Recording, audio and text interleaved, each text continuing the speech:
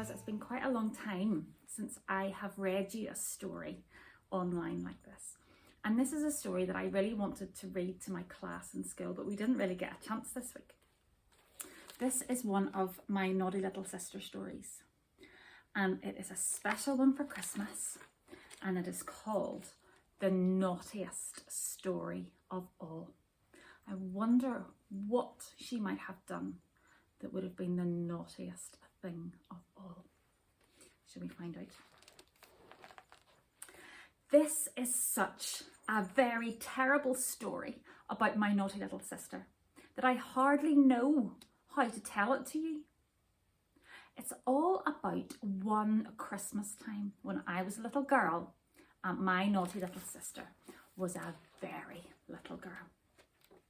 Now, my naughty little sister was very pleased when Christmas began to draw near because she liked all the excitement of the puddings and the turkeys and the crackers and the holly and all the Christmassy looking shops. But there was one awful thing about her.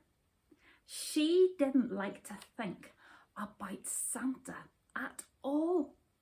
She said that he was a horrid old man. There, I knew you would be shocked at that, but she did, and she said she wouldn't put up a stocking for him. My mother told my naughty little sister what a good old man Father Christmas was, and how he brought the toys along on Christmas Eve, but my naughty little sister said, I don't care, and I don't want that nasty old man coming into our house. Well now, that was bad enough, wasn't it? But the really dreadful thing happened later on. This is the dreadful thing. One day, my school teacher said that a Father Christmas man would be coming to school to bring presents for all the children. And my teacher said that the Father Christmas man would have toys for all our little brothers and sisters as well. And if they wanted to come along, they could see him.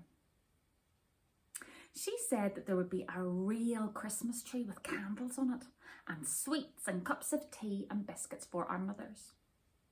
Wasn't that a nice thought? Well now, when I told my little sister about the Christmas tree, she said, oh, nice. And when I told her about the sweets, she said, oh, very, very nice. But when I told her about the Father Christmas man, she said, I don't want him, nasty old man. Still, my mother said, you can't go to the Christmas tree without seeing him. So if you don't want to see him all that much, you will have to stay at home. But my naughty little sister did want to go very much. And she said, I will go. And when the Father Christmas man comes in, I will close my eyes.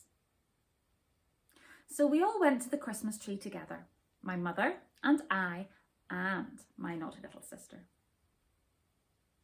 When we got to the school, my naughty little sister was very pleased to see all the pretty paper chains that we had made in school hung all around the classrooms. And when she saw all the little lanterns and the holly and the robin redbreast drawings pinned up on the blackboards, she smiled and smiled. She was very smiley at first. All the mothers and the little brothers and sisters who were too young for school sat down on chairs and desks, and all the big school children acted a play for them. Maybe it was a bit like the play that we did in school. My little sister was very excited to see all the children dressed up as fairies and robins and elves and bo peeps and things, and she clapped her hands very hard like all the grown-ups did to show that she was enjoying herself. She smiled and smiled. And when one of the teachers came round with bags of sweets tied up in pretty colour paper, my little sister smiled even more. And she sang too when all the other children sang. She sang Away in a Manger because she knew the words very well, just like I know you know the words well.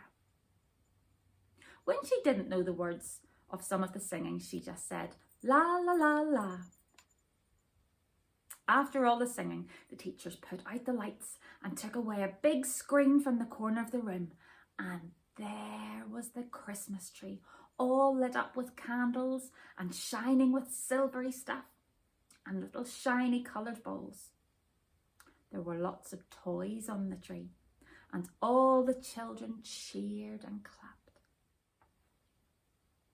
Then the teachers put the lights on again and blew out the candles so that we could all go and look at the tree. My little sister went too.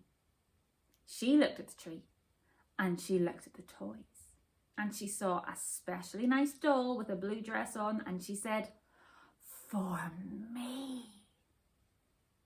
My mother said, "You must wait and see what you are given." Then the teachers called out, "Back to your seats, everyone. We have a special visitor coming." So all the children went back to their seats and sat still and waited and listened. As we waited and listened, we heard a tinkle, tinkle bell noise, and then the schoolroom door opened and in walked the Father Christmas man. Well, my naughty little sister had forgotten about him, and she hadn't time to close her eyes before he walked in. But when she saw him, my little sister stopped smiling and began to be stubborn. The Father Christmas man was very nice.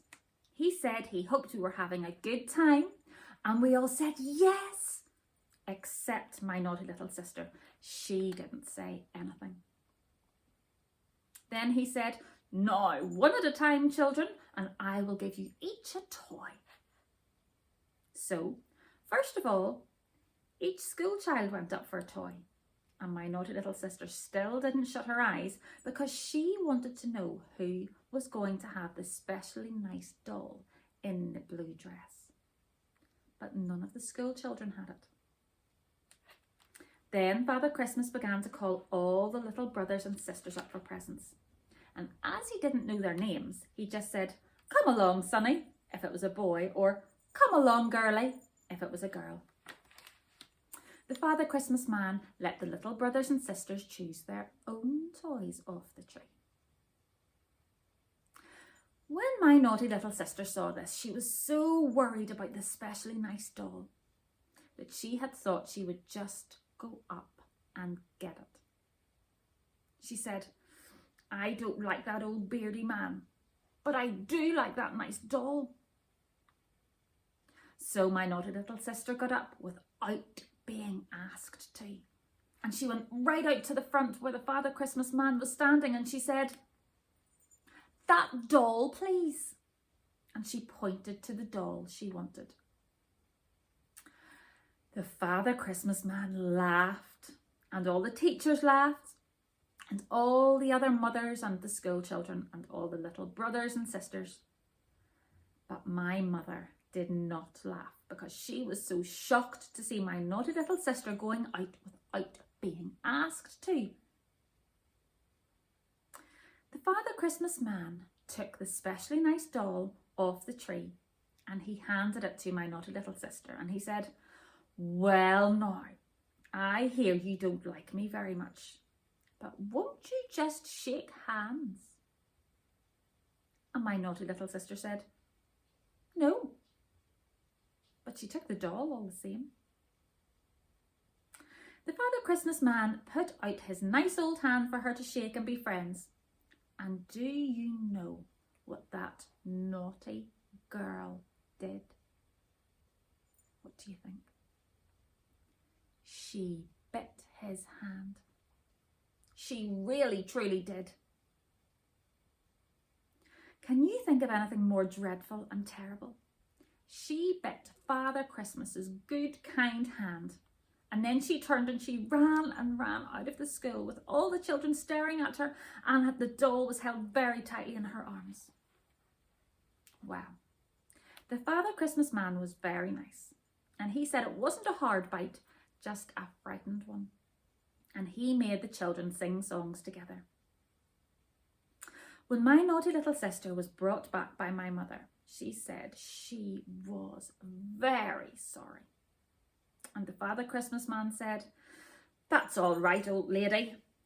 And because he was so smiley and nice to her, my funny little sister went right up to him and gave him a big sorry kiss, which pleased him very much.